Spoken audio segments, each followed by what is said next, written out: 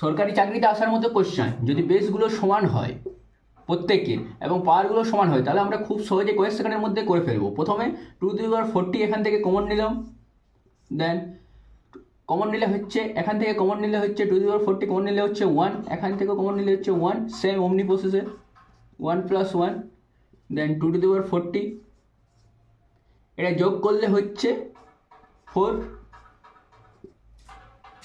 দেন 2^40, 4কে আমরা লিখতে পারি 2^2। যদি বেসগুলো সমান হয় তাহলে আমরা জানি পাওয়ারের যোগ হয়, তাহলে 2^40 + 2 সমান হয়ে যাচ্ছে 2^42। যদি বুঝতে পেরেছো, নিচের কোশ্চেনটির অ্যান্সার দাও।